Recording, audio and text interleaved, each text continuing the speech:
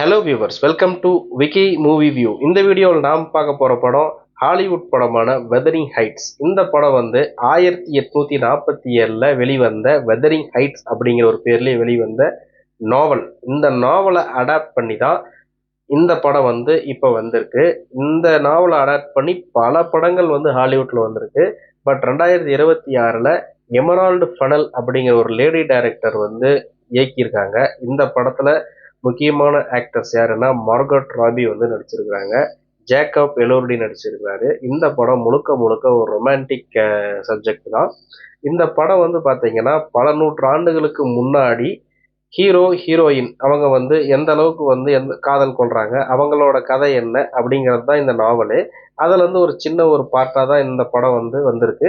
இதில் வந்து பார்த்தீங்கன்னா படத்தோட ஆரம்பத்திலேயே ஹீரோயின் வந்து சின்ன குழந்தைய, அதாவது சின்ன பிள்ளையா இருப்பாங்க. அவங்க குடும்பம் வந்து ரொம்ப ஒரு மோசமான வறுமையில வந்து இருக்கும். அவங்க அப்பா வந்து ஒரு குடிகாரரா இருப்பாரு, ரொம்ப கோபக்காரரா இருப்பாரு. அந்த ஹீரோ, அந்த பையன் வந்து அந்த டைம்ல ஒரு அனாதையா வந்து அந்த குடும்பத்துல வந்து சேருவான். அந்த ஹீரோ ஹீரோயினும் சின்ன குழந்தைகள் இருந்தே ஒண்ணா வளருவாங்க. ஒரு கட்டத்துக்கு வரும்போது அவங்க வந்து யங்ஸ்டரா வரும்போது ஹீரோவுக்கு ஹீரோயின் மேல லவ் இருக்கும், ஹீரோயினுக்கும் ஹீரோ மேல லவ் இருக்கும். ஆனா ஹீரோயின் வந்து வறுமையில இருக்கிறதுனால, ஹீரோவும் வறுமையில இருக்கிறதுனால நாம இவனை கல்யாணம் பண்ணிக்கிட்டா நமக்கு என்ன வரும் அப்படின்ட்டு ஒரு பணக்காரனா பார்த்து லவ் பண்ணி கல்யாணம் பண்ணிக்கலான்னு ஆசைப்படுவாங்க. அதே மாதிரி லிண்டன் அப்படிங்கிற ஒரு பணக்காரன் வந்து பக்கத்து ஏரியாவில் குடி வருவார். அவனை போய் சந்திச்சு காதலிச்சு கல்யாணம் பண்ணிக்குவாங்க. அவனை கல்யாணம் பண்ணிக்கிட்டதுக்கு அப்புறமும் ஹீரோயினுக்கு ஹீரோ மேல லவ் இருக்கும், ஹீரோவும் ஹீரோயின் மேல லவ்வா தான் இருப்பாரு. இவங்க ரெண்டு பேரும் வந்து கள்ளத்தனமா சந்திச்சு இவங்களோட ரொமான்ஸ் வந்து ரொம்ப அளவுக்கு மீறி போகும்.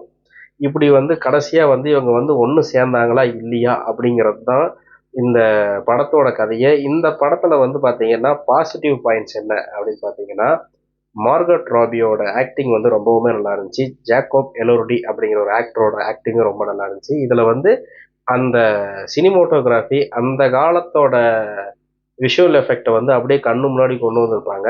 அப்புறமேட்டு இந்த படத்துல வந்து காஸ்டியூம் வந்து அந்த அளவுக்கு சூப்பராகவுமே இருந்துச்சு. என்ன இருந்து என்ன பண்றது, கதையை வந்து கோட்டை விட்டாங்கன்னு தான் சொல்லணும். அதாவது இவங்களோட லவ்வை வந்து ஓரளவுக்குனாச்சும் ஒரு ஜனங்களுக்கு வந்து புரியற மாதிரி காமிச்சிருந்தாதான் இவங்க லவ் ஒன்று சேரணும் அப்படிங்கிற ஒரு எண்ணம் ஆடியன்ஸுக்கு வரணும்.